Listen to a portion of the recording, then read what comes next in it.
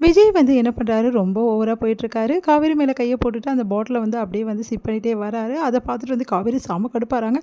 இவங்கள அப்படின்னு சொல்லிட்டு அந்த பாட்டில எடுத்து அடிக்க போறாங்க. "ஐய்யய்யோ! புருஷன அடிக்கிறேடி! இதெல்லாம் நியாயமா?" அப்படின்னு சொல்லிட்டு கேட்குறாரு. "பின்ன என்ன பண்றது? உங்கள எதுக்கு இப்படிலாம் பண்ணிட்டுருக்கீங்க? வீட்ல கொஞ்சம் வந்து இடம் கொடுத்தா போதுமே, ஓவர் அலப்பற பண்ணிட்டுருக்கீங்க. எங்க அம்மா என்ன நினைப்பாங்க? அந்த பாட்டில அங்க தான் வச்சுட்டு வர வேண்டியது தானே. அத வேற எத்துக்குன்னு வந்து வீட்டுக்கு வரீங்க." அப்படின்னோனே, "நான் என்னடி தப்பு பண்ணேன்? எதுக்குடி என்ன திட்டுற? உங்கள திட்டாம என்ன பண்றது? உங்களுக்கு போதை தலைக்கேறி போச்சு." அப்படின்னு சொல்லிட்டு செமையா திட்டுறாங்க. "காவேரி ப்ளீஸ் காவேரி அப்படிலாம் திட்டாதடி. சரி சரி நான் எவ்வளோ நாள் கழிச்சு நம்ம வந்து ஒன்றா இருக்கோம். இப்போ போய் திட்டிகிட்டு இருக்க." அப்படின்னோடனே, "சரி அதுக்கு தான் நான் பார்க்குறேன். நீங்கள் ரொம்ப ஓவராக தான் போயிட்டுருக்கீங்க. இந்த பாருங்கள் இதோட கடைசி சொல்லிட்டேன். இதுக்கப்புறமாலாம் வந்து நீங்கள் குடிச்சிங்கன்னா அவ்வளோதான். என் அக்கா என் மாமாவை எந்த அளவு கைக்குள்ளே வச்சுருக்கான்னு தெரியுமா? எங்கள் அம்மா கூட சொல்கிறாங்க. அந்த அளவு வந்து கண்ட்ரோலாக வச்சுருக்கான்னு சொல்லிட்டு. நானும் உங்களை கண்ட்ரோலில் வைக்க வேணாவா?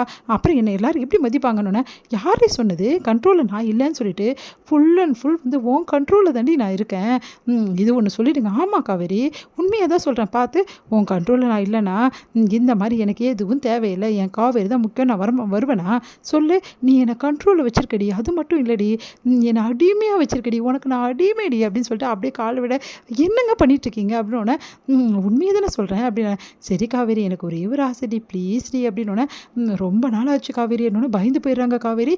இவர் என்ன சொல்கிறாரு, ரொம்ப நாள் ஆச்சுன்னு வேற சொல்கிறாரு அப்படின்னு சொல்லிட்டு அப்படியே பார்க்குறாங்க. "என்ன சொல்ல வரீங்க?" அப்படின்னோடனே, "இல்ல காவேரி, ரொம்ப நாளாக நம்ம 2 பேரும் இத பாருங்க நம்மளுக்கு குழந்த இருக்கு. அது ஞாபகம் இருக்கா இல்லையா? என் வயித்துல குழந்த இருக்கு. அதான் எங்க அம்மா உங்க கூட அனுப்ப மாட்டேன்னு சொன்னாங்க. ஆனா நீங்க தான் வம்படியா என்ன இழுத்துட்டு வந்துட்டீங்க. இதுக்கப்புறம் நான் இங்க இருக்க மாட்டேன்ப்பா. நான் போயிட்டு எங்க வீட்லயே படுத்துக்கிறேன்." அப்படி போக பாரு, "காவேரி நில்லுடி." அப்படி சொல்லிட்டு கைய பிடிச்சு இழுக்கிறாரு. அப்படியே வந்து காவேரி வந்து அப்படியே ஓடி வந்து அப்படியே ஹக் பண்றாங்க. அப்படியே தன்னை தானே மறக்கிறாங்க காவேரி. விஜயோட அணைப்புல அப்படியே விஜய் வந்து இருக்க கட்டி பிடிச்சுக்கிறாரு. "இது போதும் காவேரி, இதுக்கு தாண்டி சொன்னேன். ஒரே ஒரு ஹக் சொன்னேன்டி. உன்னை கட்டி பிடிச்சிட்டு அப்படியே இருந்தால் போதும். வேறு எதுவுமே தேவையில்லை காவேரி எனக்கு."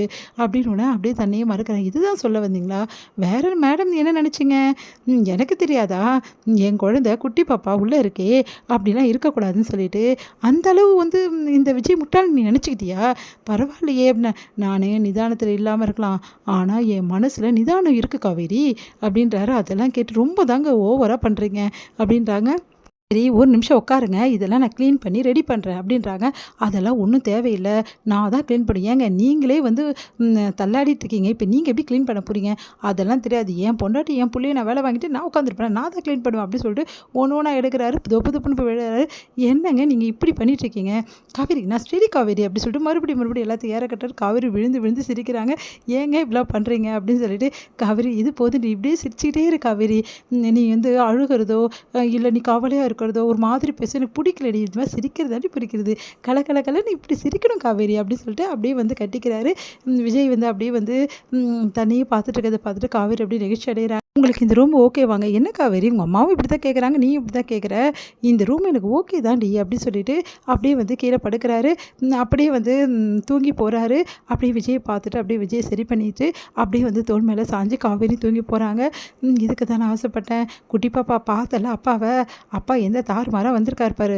அப்பாவை சரி பண்ணியே ஆகணும். இல்லை அவ்வளோதான், வீட்டில் எல்லாரும் என்ன பிடிச்சிப்பாங்க. இவர் பண்ணுற அலப்பலுக்கு நான் என்ன பண்ண போகிறேன்னு தெரில. இவர் வேற ஏடகுடமாக நம்ம ஏதாவது ஏடகுடமாக பேசிட்டா என்ன பண்ணுறது? நல்ல காலம் நம்ம இங்கே வந்துட்டோம். இல்லைன்னா இவர் பண்ணுற அலப்பறைனா எங்கள் வீட்டில் பார்த்தாங்கன்னா இன்னும் அவ்வளோதான். காவேரி என்னை பற்றி என்ன சொல்கிற?" அப்படி தூக்க கலந்து ஒன்றும் இல்லைங்க அப்படி சொல்கிறாங்க.